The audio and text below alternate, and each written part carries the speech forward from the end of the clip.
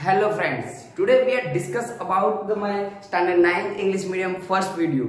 अगर आप लोग मेरे चैनल पे नए हो तो मेरे चैनल को सब्सक्राइब करना। 9th स्टैंडर्ड के लिए इंग्लिश मीडियम के लिए मैथ्स का 6 चैप्टर लाइंस एंड एंगल्स को बहुत ही बेसिक से पढ़ाने वाला हूँ।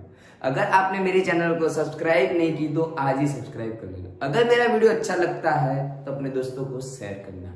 अभी मैं जो स्टार्ट करने वाला हूँ बहुत ही बेसिक चीजें बताने वाला हूँ। लाइन सेगमेंट किसको बोलते हैं? आपको हंसी आती होगी कि ये सब क्यों पढ़ा रहे हो। अरे बेटा बहुत ही इंपॉर्टेंट है। आप भूल चुके हो, जो पुरानी बातें थी वो भूल चुके हो। अभी भी मैं बोल रहा हूँ, इनको सिंबल में कैसे लिखेंगे बताइए? कैसे लिखेंगे सिंबल में? कमेंट बॉक्स में लिखिए कैसे लिखेंगे। उसको ऐसे लिखा जाता है सिंबल में। लाइन सेगमेंट को ऐसे डिनोट किया जाता है, रेस को ऐसे लिखा जाता है और लाइन को ऐसे लिखा जाता है। ये है symbolic representation of line segment, रे एंड लाइन। आपको ऐसा सवाल आ सकता है, how many and points of line segment? कितने एंड पॉइंट्स होते हैं लाइन सेगमेंट में? 2। ऐसे सवाल होते हैं। जब टू लाइंस इंटरसेक्ट होती है किसी वन पॉइंट्स पे तब हमें एंगल मिलते हैं, डिफरेंट एंगल मिलते हैं। एक्यूट एंगल किसको बोला जाता है? जिस which angle value less than 90 होती है, 0 से 90 के बीच में होती है, उसको बोला जाता है एक्यूट एंगल। जिसमें एंगल थीटा का मीन्स होता है एंगल की वैल्यू 90 होती है, उसको बोला जाता है राइट एंगल। ऑब्ट्यूज एंगल जिसमें वैल्यू 90 से लेके 180 के बीच में होती है, उसको बोला जाता है ऑब्ट्यूज एंगल। और यहाँ पे रिफ्लेक्स एंगल आपको स्टैंडर्ड 9 के लिए एक नई चीज लेके आया हूं, बहुत ही interesting.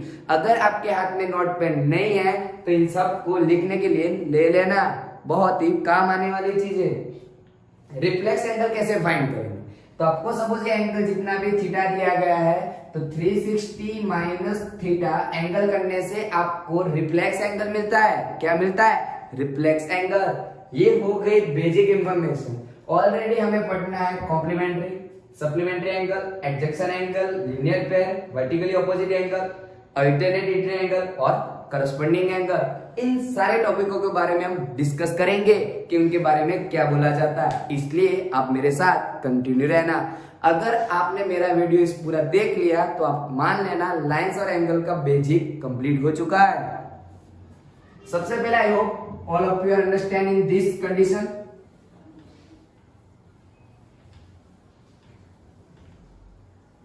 Now we are discuss about the complementary angle.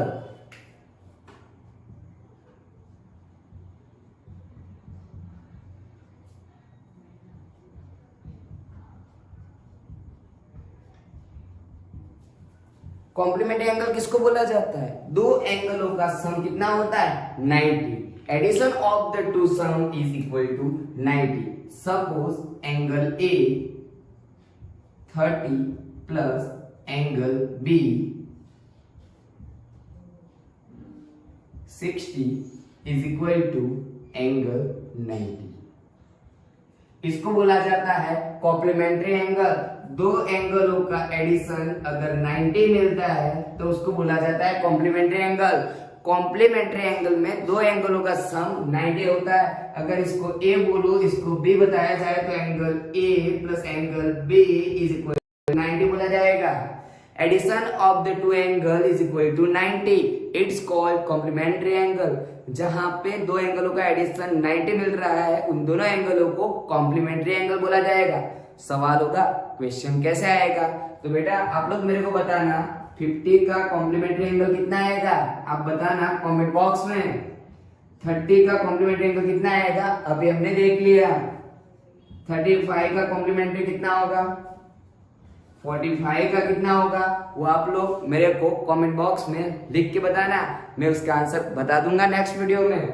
ठीक है, ये हो चुका है कॉम्प्लीमेंट्री एंगल। एक सवाल बता देता हूं, अगर ये 50 है तो दूसरा आएगा कितना आएगा? 40, क्योंकि दोनों एंगलों का एडिशन कितना होना चाहिए? 90। कितना होना चाहिए? 90। ठीक है, ये हो चुका है कॉम्प्लीमेंट्री एंगल खत्म। अब हम बात करेंगे सप्लीमेंट्री एंगल। किसकी बात करेंगे? Supplementary angle.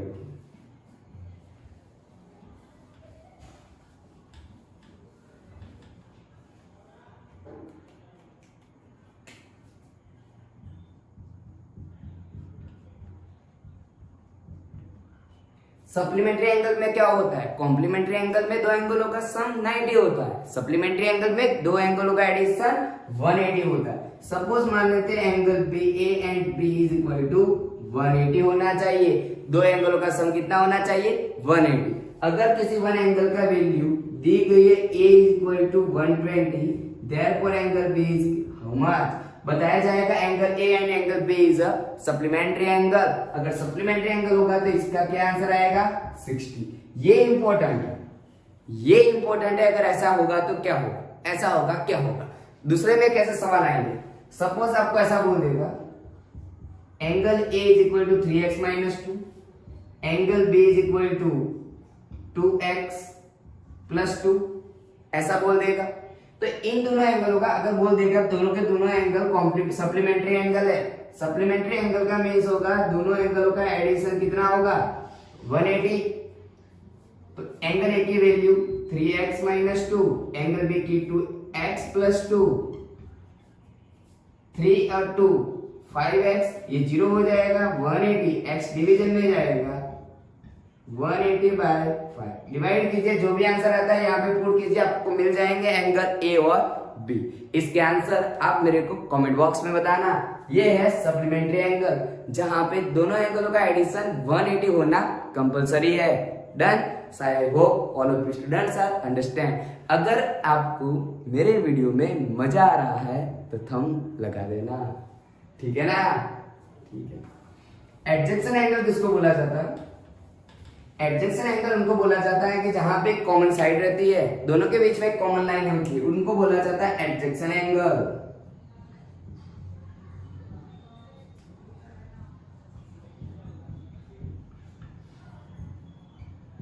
सपोज मान लीजिए ऐसा एक दो रेज है, उनके बीच में एक ऐसा बनाई गई लाइन है, दोनों के बीच में इन दोनों एंगलों को बोला जाता है एडजेक्शन एंगल, क्योंकि उनके बीच की ये कॉमन होती है, जो कॉमन वर्टेक्स होती है उनको बोला जाता है, दो नियर एंगलों को एडजेक्शन एंगल बोला जाता है। बस एक कॉमन सी थोड़ी बहुत चीज सी थी, इसलिए मैंने बता दिया। लीनियर पेयर के बारे में आप लोग ऑलरेडी जानते हो। लीनियर पेयर किसको बोला जाता है,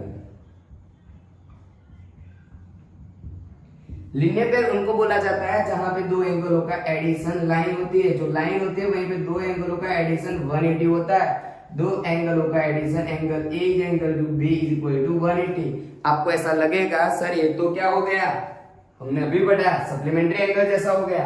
हाँ, लेकिन यहाँ पे वर्ड लिखा होता है AOB is line, BC is line. अगर लाइन वर्ड आता है तो दोनों एंगलों का एडिशन 180 होता है। ऑलवेज वो याद रखना, ठीक है।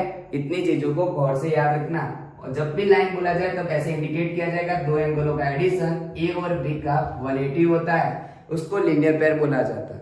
अब सबसे इंपॉर्टेंट चीज आती है वर्टिकली एंगल्स। वर्टिकली एंगल्स किसको बोला जाता है, वर्टिकली एंगल्स दो लाइन जहां पे इंटरसेक्ट होती है, दो लाइन जहां पे इंटरसेक्ट होती है उसमें opposite angle, exact opposite angle क्या होते हैं, इक्वल होते हैं। यहाँ पे इक्वल एंगल बताया जाएगा, क्या बोला जाता है, ऑपोजिट एंगल्स आर इक्वल। किस में, जब वर्टिकली ऑपोजिट एंगल होते हैं तब। कब होते हैं, जब two line are intersect to each other, L और M intersect to each other to form a vertically opposite angles are equal.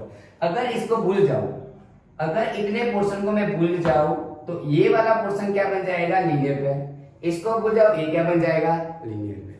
तो यहाँ पे लीनियर पेयर भी मिल रही है और वर्टिकली ऑपोजिट एंगल भी मिल रहा है। अल्टरनेट इंटीरियर एंगल के बारे में आप जानते हो, बहुत पहले पढ़ चुके हो। किसको बोला जाता है अल्टरनेट इंटीरियर एंगल, तो सपोज आपको याद होगा ऐसे जेड बनाए होंगे आपने, ऐसे दो जेड्स के बारे में आपने ऑलरेडी पढ़ लिया है। ऐसे ऐसे होता है, उनको बोला जाता है alternate interior angle. Alternate interior angle कहां पे पढ़ा होगा आपने, दो पैरेलल लाइन है, two parallel line having one transversal line to make a alternate interior angle, ये वाले और ये वाले। और alternate interior angle always equal होते हैं। कैसे होते हैं, इक्वल। अब इसके बारे में हम नेक्स्ट वीडियो में बात करेंगे, corresponding angle, alternate interior angle, same side of transversal angle, ठीक है। और उनके बारे में सारी डिस्कस नेक्स्ट वीडियो में करेंगे। इसलिए आप लोग मेरा अगर वीडियो अच्छा लगा है तो नेक्स्ट वीडियो के लिए कमेंट बॉक्स में जरूर लिख देना, ठीक है।